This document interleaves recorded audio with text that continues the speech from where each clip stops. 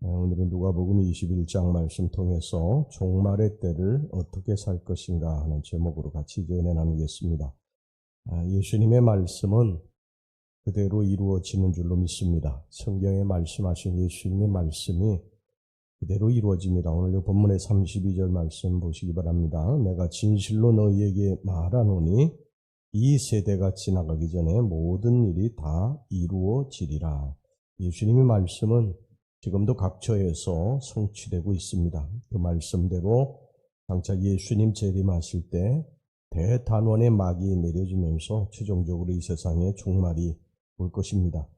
그렇다면 이 종말의 때를 사는 성도들이 가져야 할 삶의 자세는 무엇일까? 이것에 대해서 몇 가지 살펴보기를 원합니다. 첫 번째는 시대의 징조를 구별해야 된다. 그렇게 성경이 말씀하고 있습니다. 29절에서 32절까지에서 예수님은 무화과 나무의 비유를 통해서 이 말씀을 주셨습니다. 즉 무화과 나무에 싹이 돋으면 여름이 가까워온 것을 알듯이 세상 종말의 징조들이 나타나면 하나님 나라의 완성이 임박한 줄을 깨달으라는 교훈입니다. 그렇습니다. 자연계에도 때와 시기를 알리는 징조가 있듯이 하나님의 통치 사역에도 하나님의 섭리와 시기를 알리는 그런 징조가 있습니다. 개나리와 진달래꽃이 피면 봄이 온 것입니다. 이 꽃들이 지고 이제 철쭉이 피게 되면요, 여름이 가까워 오고 있다고 하는 징조입니다. 아침에 노을이 붉으면 비가 올 징조고 저녁에 노을이 붉으면 그 다음날 날씨가 맑을 징조입니다. 이처럼 자연계에도 때와 시기를 알리는 징조가 있습니다. 하나님의 나라도 말세의 징후가 있는데 처처의 전쟁과 기근 또 전염병이 있을 것이고 믿는 사람들이 핍박을 받게 될 것입니다. 또 디모데후서 3장에 보면은 말세의 징후가 나오는데요. 말세의 징후 중에 제일 첫 번째가 뭐냐면 자기를 사랑하며, 이게 자기를 사랑하는 것이 첫 번째 징후고요. 그 다음에 두 번째는 돈을 사랑하며, 이게 두 번째 징후입니다. 지금 이 시대를 바라볼 때 말세가 아니라고 누가 말할 수 있겠습니까? 곳곳에 전쟁이 일어나고요.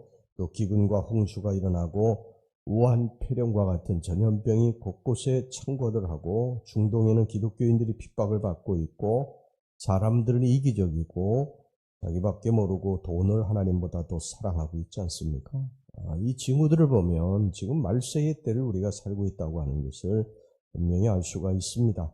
이것을 우리가 분별할 수 있어야 됩니다. 자연계를 보면서 이 때와 시기를 알 수 있듯이 지금 일어나고 있는 모든 일들을 보면서 우리는 지금 이 시대가 말세의 때임을 깨달아야 합니다. 자, 그 다음에 두 번째, 우리가 이 말세의 때에, 종말의 때에 어떤 자세로 살아야 될 것인가? 생활 속에서 우리가 조심해야 된다고 성경이 말씀하고 있어요. 34절 보겠습니다. 너희는 스스로 조심하라. 그렇지 않으면 방탕함과 술취함과 생활의 염려로 마음이 둔하여지고 뜻밖의 그날이 덫과 같이 너희에게 임하리라.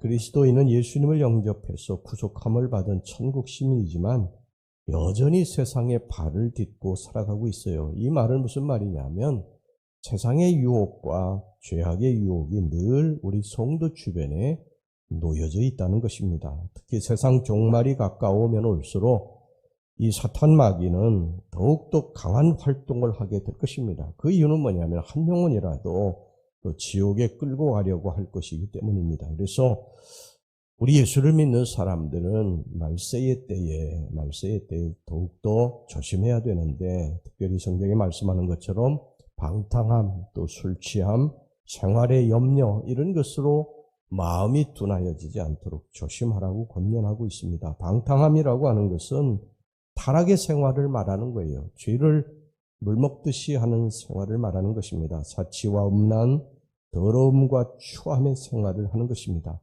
여러분 이 시대를 보시면은요, 방탕함이 극에 달해 있지 않다고 누가 말할 수 있겠습니까? 음란이 극에 달해 있습니다.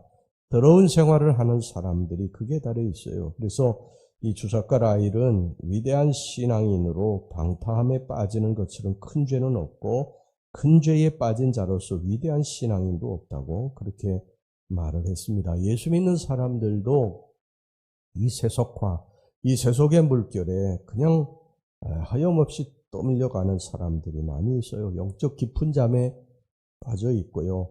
끝도 없이 달려갑니다. 낭떠러지가 지금 코앞에 있는데도 계속해서 거기에서 물놀이를 하고 있어요. 세상을 그냥 버타면서 그렇게 낭떠러지로 달려가고 있습니다. 다시 정신을 차리고 돌이키지 않으면 멸망당하게 될 것입니다. 그 다음에 여기 술 취함이라고 되어 있는데요. 술 취하지 말라. 세계 우리나라 같이 술집이 많은 나라도 없고요. 퇴폐 문화가 많은 곳이 없어요. 세계 어느 나라를 가든지 다 술집이 있고 퇴폐 문화가 있긴 하지만 우리나라 같이 이렇게 주택가에 사람들이 이렇게 거주하는 주택가에 학교가 있는 그런 곳에 술집이 있고 퇴폐 문화가 있는 곳은 세계 어느 나라도 없습니다. 여러분이 금요일 날 이런 저녁에 한번 나가보면은요, 술집은 가득가득 차 있습니다. 교회는 사람들이 빠져나가고 술집은 사람들이 몰려들고 있고요.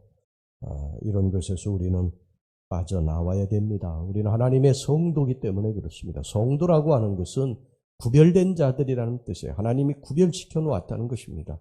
구별시켜 놓은 하나님의 성도들이 세상의 문화에 빠져서 타락의 길로 걸어서는 안 된다는 거예요. 그 다음에 생활의 염려, 무엇을 먹을까, 무엇을 입을까, 어떻게 살까, 이런 걱정과 염려로 우리 마음이 둔하여졌다고 말씀하십니다. 우리 예수님은 너희들 아무것도 걱정하지 말라. 내가 너희를 먹이고 입히고 기를 것이라고 말씀하시는데 우리는 그 말씀을 그대로 믿지 못하는 거예요. 사실 우리들의 염려와 걱정이라고 하는 것은 따지고 올라가 보면요, 우리의 믿음이 없기 때문에 하는 것이죠. 우리가 예수를 믿는다고 한다면 우리가 걱정하고 염려하는 대신에 우리 주님을 믿고 더욱 기도하고 그래야 될 줄로 믿습니다. 이 말세의 때에 사람들이 믿음이 없어진다는 거예요. 그래서 말세의 때에 믿음을 보겠느냐? 예수님도 탄식하시지 않으셨습니까? 육신의 소욕과 이생의 문제보다 하나님의 거룩한 사역에 더 관심을 갖고 세상적인 삶의 유혹을 조심해야 할 것입니다. 그 다음에 마지막으로 세 번째, 우리 종말의 때에는 어떤 자세로 우리 성도들이 살아야 될 것인가? 세 번째, 항상 기도하며 깨어 있어야 된다고 예수님께서 말씀하십니다. 36절 말씀 보겠습니다. 이러므로 너희는 장차 올 이 모든 일을 등이 피하고 인자 앞에 서도록 항상 기도하며 깨어 있으라 하시니라.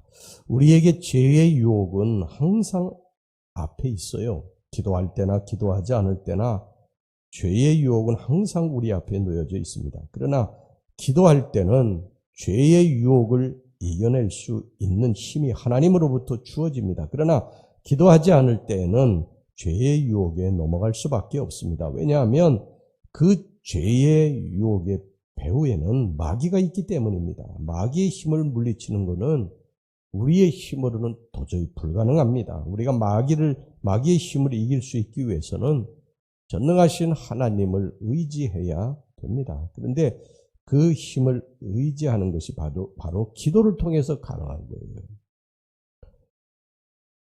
여러분, 겟세마네 동산에서 베드로에게 예수님이 기도하라고 하셨을 때 베드로는 기도하지 않고 잠을 잤어요. 그 결과 베드로는 예수님을 부인하고 말았습니다. 예수님이 3번 기도하라고 하셨는데 베드로는 3번 다 기도하지 못하고 잠자다가 예수님을 3번 모른다고 부인했습니다. 여러분, 우리가 1번 기도하지 않으면요, 1번 유혹에 넘어갈 수 있고, 2번 기도하지 않으면 2번 유혹에 넘어갈 수 있고, 3번 기도하지 않으면 3번 넘어갈 수 있고, 100번 기도하지 않으면 100번 다 넘어갈 수밖에 없습니다.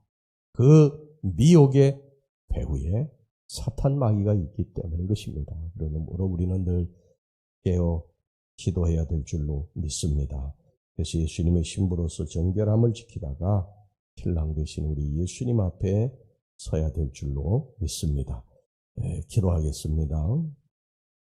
하나님 아버지, 이 종말의 때를 사는 우리들이 어떤 삶의 자세를 가져야 할지 오늘 우리들에게 가르쳐 주셨으니 감사합니다.